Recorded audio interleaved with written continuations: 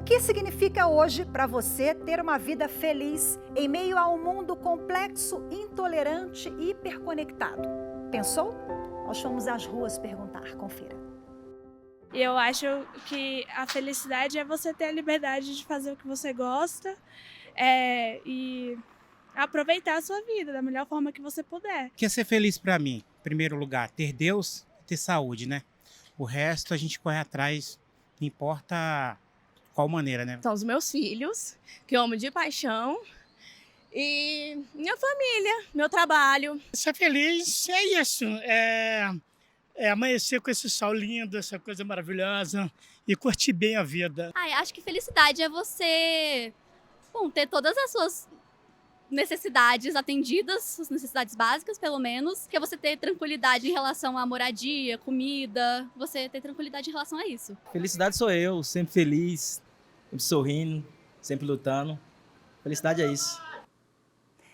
Bom, vocês viram aí, né, que para alguns esse estado de espírito tem ligação com conquistas materiais. Outros associam ao bem-estar, à saúde. Tem quem atribua ao amor, aos propósitos, ao autoconhecimento. Não tem resposta certa não, gente. É algo subjetivo que tem um conceito diferente para cada pessoa. Nas últimas décadas, o tema felicidade ganhou espaço no meio científico, com a psicologia positiva, a chamada ciência da felicidade, tema do Viver Melhor de hoje. Nós vamos falar sobre a felicidade com base em fundamentos científicos, pesquisas, estudos e sabedorias milenares. No dicionário, felicidade é o estado de quem é feliz, um sentimento de bem-estar e contentamento. Para Aristóteles, um dos maiores filósofos gregos, a felicidade não está no prazer, nem na fama e nem no dinheiro, mas é o grande objetivo, fim e propósito do ser humano. Para ele, a felicidade seria o equilíbrio e a harmonia, a prática do bem. Ações muito bem conhecidas por Evanísia e Maria das Dores, quando indagadas sobre o que é felicidade. Olha só a resposta delas. Saúde é ajudar o próximo. Felicidade é ter saúde, poder ir e voltar, amar o próximo e agradecer a Deus todo dia e toda hora. Evanísia está sempre na ativa, coloca a mão na massa para ajudar até o pedreiro de casa. Já a Dona Maria das Dores faz trabalho voluntário na igreja. E para as duas, esse é o conceito de felicidade. Visita os pobres, faz uma oração, encaminha para o serviço, dá uma cesta básica ou uma ajuda do que ele está precisando. Quando a gente pode, em grupo, né? Eu sou servente de obra, sou aposentada, estou construindo uma casa, eu puxo massa, eu pego tijolo, eu ajudo meu pedreiro o dia todo. 2 meses já trabalhando com ele. 66 anos, ativa em tudo. Beijo e um bom dia para todos. Seja lá qual for a resposta, a que mais se encaixa com as suas convicções, uma coisa é certa, e foi eternizada na canção de Vinícius de Moraes. É melhor ser alegre que ser triste, a alegria é a melhor coisa que existe, é assim como a luz no coração.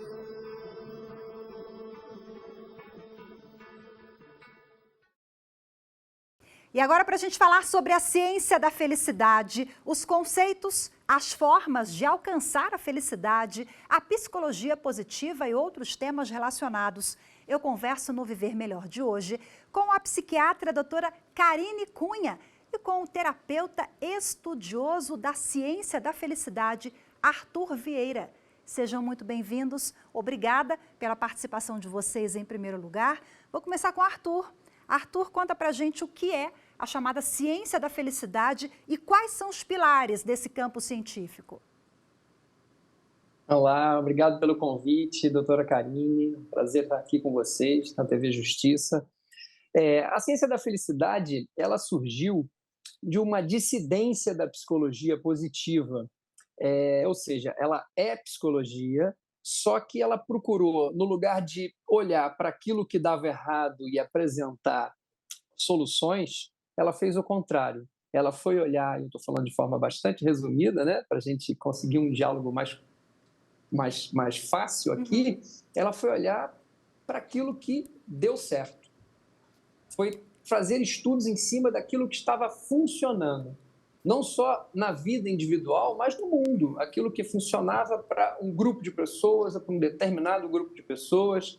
E foi fazendo estudos, tornando aquilo ciência, trazendo resultados que fossem seguros para dizer isso funciona.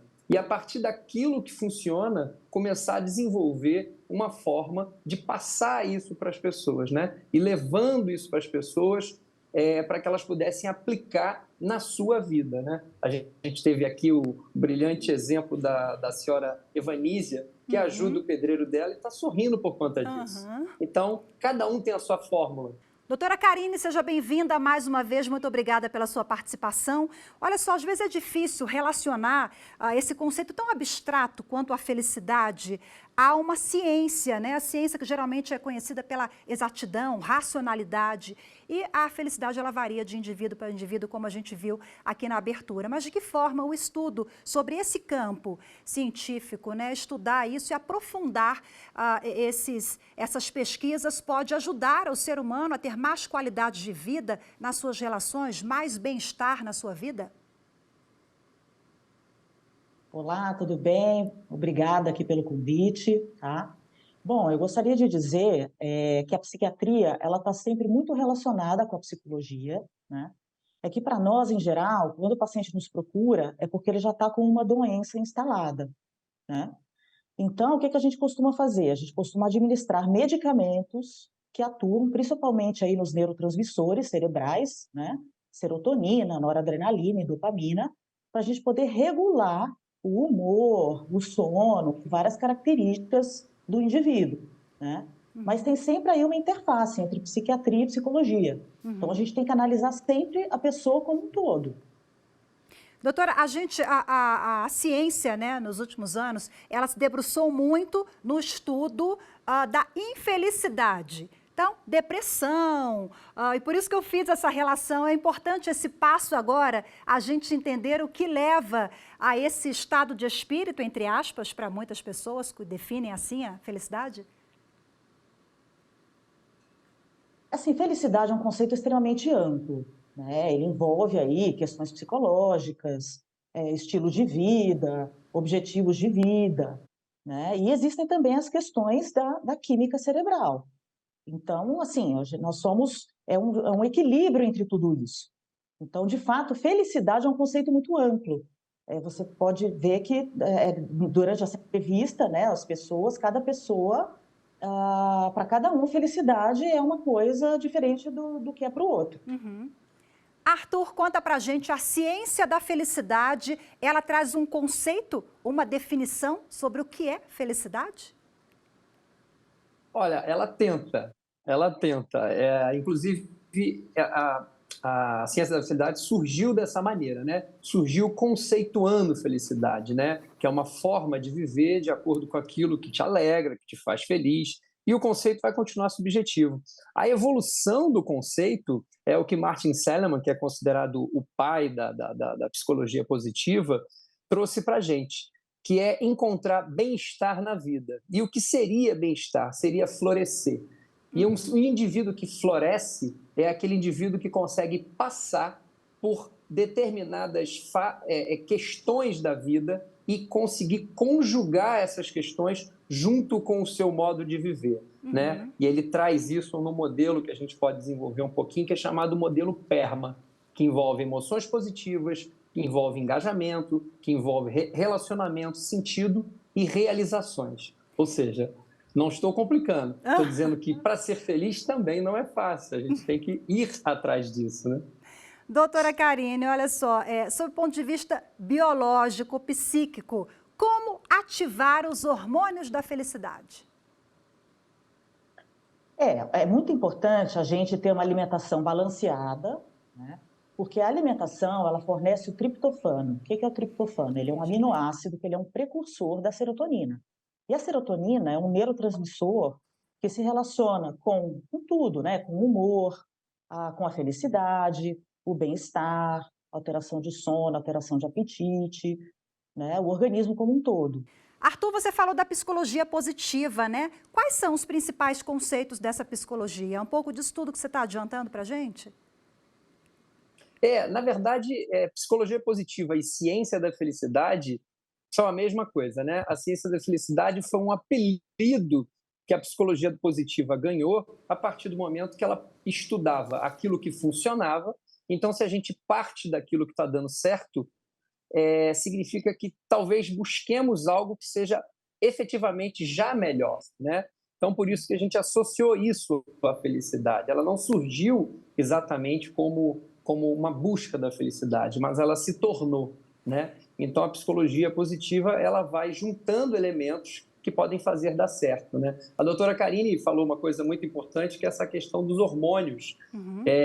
Um dos que a gente vive correndo atrás para poder resolver a questão dele é o cortisol, né? Então, nós temos diversas ferramentas não medicamentosas, mas não somos contra a coexistência de ciência alguma, que também ajudam a nos afastar, por exemplo, do cortisol, que é um hormônio que é necessário para o ser humano sobreviver, né? Até para ele poder se manter em estado de alerta, etc. Mas, em excesso, ele causa um estresse que pode levar a diversas outras doenças, né? Para a gente entender melhor sobre a serotonina, esse hormônio chamado hormônio da felicidade, né? Como ele pode ser alcançado, doutora? Muitas pessoas associam, às vezes, atividade física. A senhora há pouco deu a dica, né? De fato, atividade física, por exemplo, é um caminho? Sim, com certeza, a atividade física, você tem uma liberação maior de serotonina, né? Mas, assim, a serotonina, ela é produzida pelo organismo, tanto no cérebro quanto no intestino. Agora, se você tem hábitos bons de vida, bons hábitos de alimentação, isso também estimula a produção de serotonina. O importante é você ter sempre uma qualidade de vida para você ter o equilíbrio da serotonina e de todos os outros neurotransmissores. Arthur, muitas pessoas confundem felicidade com realização de sonhos, objetivos, né? Muitas pessoas falam assim, beleza, eu vou alcançar a felicidade quando eu ganhar na loteria ou quando eu trocar de emprego porque a situação financeira está muito complicada. Também são departamentos diferentes, né? Veja bem, um indivíduo que floresce, ou seja, um indivíduo que alcança bem-estar, que seria algo que a gente poderia entender além da felicidade, né? Como se fosse mais do que a felicidade, ele vai somar elementos na vida dele. As realizações são um dos 5 elementos propostos para a gente florescer. Então, quando a gente foca exclusivamente nas realizações, ou seja, ter um bom emprego, conseguir realizar viagens, ganhar dinheiro para poder fazer uma casa nova, tudo que está relacionado ao que eu realizo, muito provavelmente, se você focar exclusivamente nisso, é muito provável de você deixar de lado, por exemplo, um relacionamento. Então, um indivíduo que trabalha muito provavelmente, chegando em casa tarde, ou ele vai deixar a ele mesmo feliz de não estar curtindo a família dele, ou ele muito provavelmente vai deixar a esposa feliz, vai deixar os filhos insatisfeitos com a pouca presença dele. E esse círculo, né, essa condição do que volta para ele, daquilo que ele está oferecendo para a família, vai criar algo que não vai contribuir para esse bem-estar dele. Então, ele pode ser um indivíduo realizado, mas ele não vai encontrar felicidade no relacionamento dele. Esse desequilíbrio vai causando um mal-estar, né? Eu vou pedir licença aos senhores agora, a gente vai para o intervalo rapidinho, já volta a conversar, viu? Viver Melhor faz uma breve pausa, daqui a pouco a gente vai abordar as atividades cerebrais associadas com as sensações de felicidade. Tem ainda dicas e estratégias para alcançar esse estado de plenitude. Até já.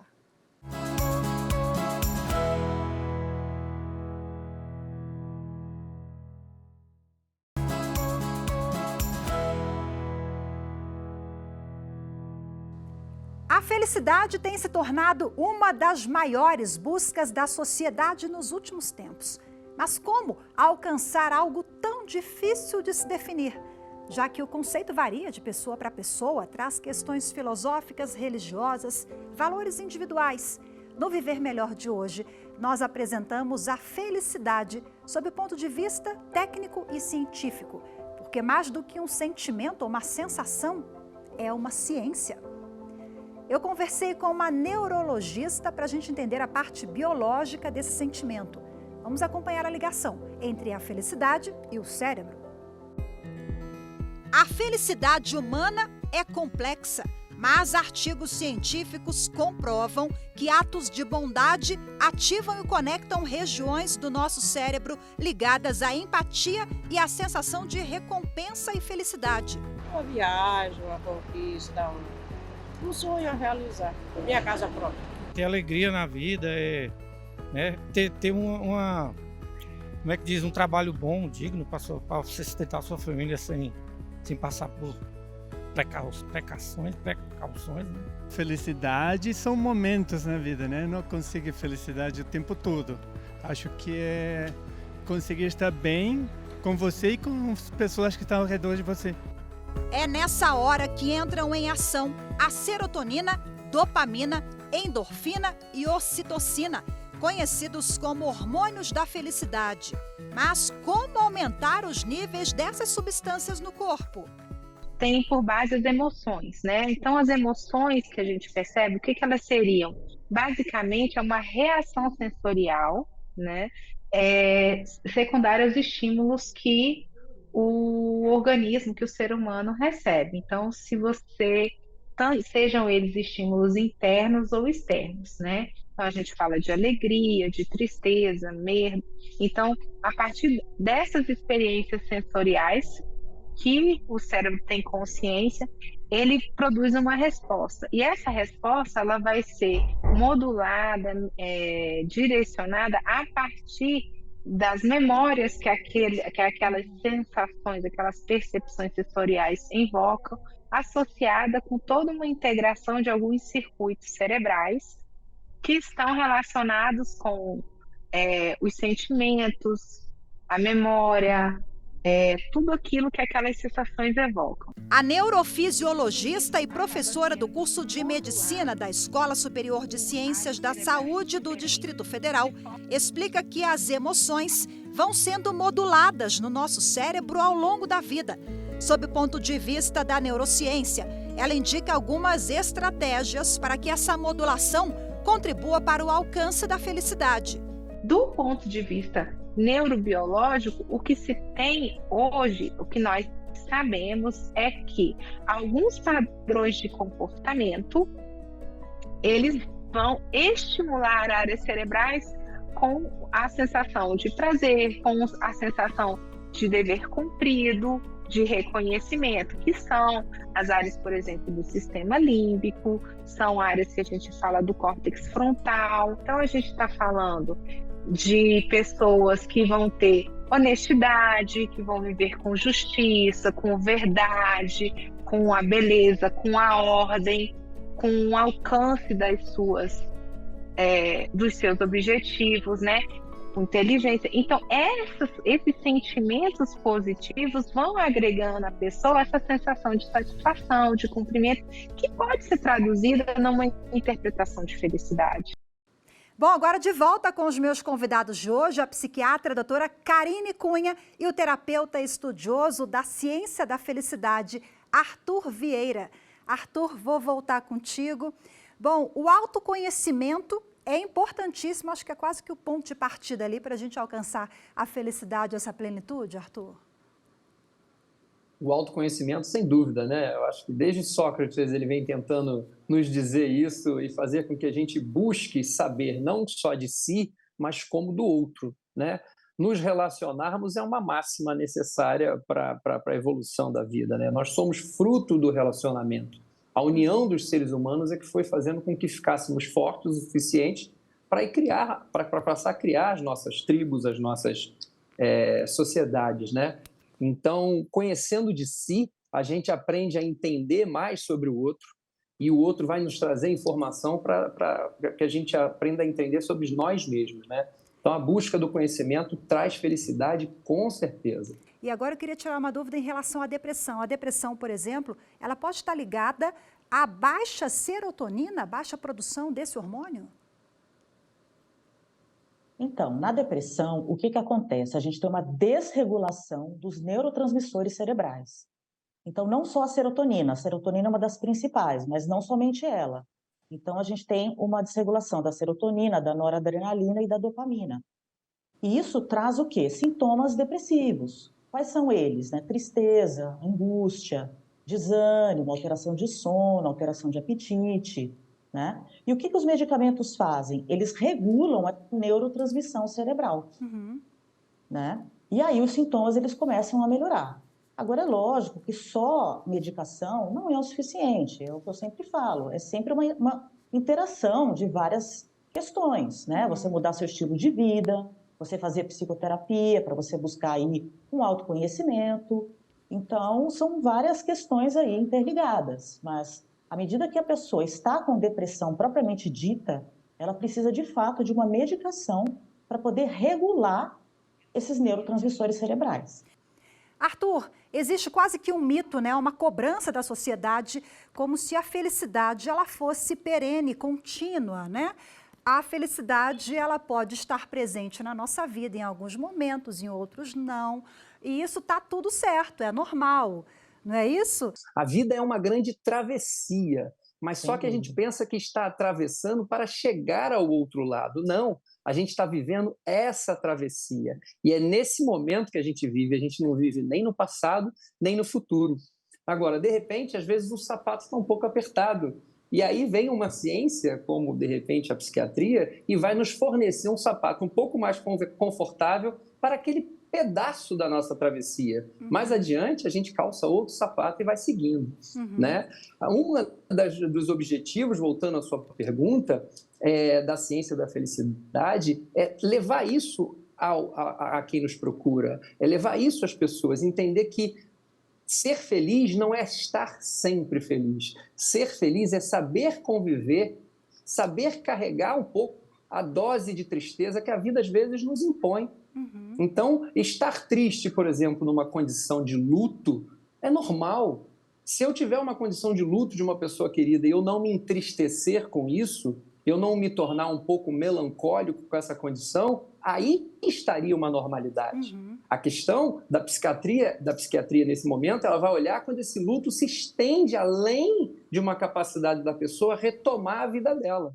Então, essa condição de se fortalecer na tristeza, entender que ela faz parte da vida, é um olhar de se ter uma vida com bem-estar. É um olhar da ciência da felicidade, com certeza. Doutora Karine, quando começa a fugir da normalidade? É aquele estado de euforia muito absurdo e fora do controle que a gente falou no bloco anterior? Quando a tristeza já está demais também? Quais são os indícios de que algo saiu do controle? Então, a doença psiquiátrica, existem várias doenças psiquiátricas, né? Então, no caso da euforia, ela acontece em pacientes que são portadores de transtorno afetivo bipolar. Então, os bipolares, eles oscilam entre fases de ficar muito acelerados, eufóricos, né? Realizar diversas atividades ao mesmo tempo e fases depressivas também. Então, o que nós temos que fazer? A gente tem que entrar com estabilizadores de humor para a pessoa não ficar nem na fase eufórica e nem na fase depressiva. Porque o importante é, de fato, o equilíbrio. Tanto para baixo quanto para cima não é legal. Né? A felicidade é exatamente o quê? Você ter um equilíbrio aí das suas emoções, um equilíbrio aí dos sintomas, né? Eu vou fazer agora a última pergunta para vocês dois. Começando com o Arthur, a gente sabe que não existe nenhum método milagroso, não vende na farmácia, não está ali nos consultórios, depende de cada um. Mas quais são os caminhos, as estratégias, as dicas, orientações para a gente alcançar a tão sonhada felicidade? A gente veio conversando que ela varia, claro, filósofos, cada um traz ali a sua contribuição, tem a ver com valores, crenças, mas as suas dicas para a gente finalizar, Arthur? Olha, a minha especialidade em atendimento terapêutico são casais, né? Então eu vou dar uma dica muito associada a essa condição minha de clínica, né? O psicanalista Winnicott, ele desenvolveu algo que ele chamou de círculo da criatividade. O que era isso? Ele percebeu que crianças, ele é especialista no comportamento de crianças, né? Ele percebeu que crianças, quando próxima das mães ou dos pais, de quem estava com eles eram mais criativos nas atividades que faziam. Eles subiam em locais mais perigosos para pular, por exemplo. Bastava eles terem a ciência de que a mãe estava por perto ou os olhando, que essas crianças eram muito mais efusivas no desafiar da vida do que as crianças que estavam longe dos pais. Já Tal Ben-Shahar, que é um filósofo e especialista de Harvard em ciência da felicidade, ele trouxe o círculo da felicidade. Onde ele diz que percebe o círculo da felicidade? Ele diz que pessoas que vivem relacionamentos saudáveis e são compatíveis no que oferece um para o outro, trazem uma segurança advinda do amor mesmo, desse relacionamento, onde a vida se torna mais engajada nos próprios propósitos. Ou seja, quando você incentiva o outro a ser aquilo que ele deseja ser, aquilo que ele busca, ele cria um círculo de felicidade naquele casal onde eles prosperam. Ou seja, o apoio, o respeito por quem o outro, quem está com você, deseja ser, é uma fórmula de felicidade que eu vou deixar como receita aqui para vocês. Perfeito. Doutora Karine, suas considerações para a gente finalizar sobre o tema, por favor. Bom, gente, como eu sou médica, o que eu sempre preconizo, né? Hábitos saudáveis de vida, que são extremamente importantes, né? Alimentação saudável, sono, você fazer coisas que te dão prazer. Agora, sem dúvida, gente, o relacionamento interpessoal é extremamente importante. Então, manter relacionamentos de amizade, relacionamento com a família, porque nós, seres humanos, nós somos um conjunto de questões, né? E atitudes, é um conjunto de hábitos, né? E tudo isso, em junção, a gente consegue aí adquirir a felicidade, que, na minha opinião, nada mais é do que você conseguir um equilíbrio na sua vida.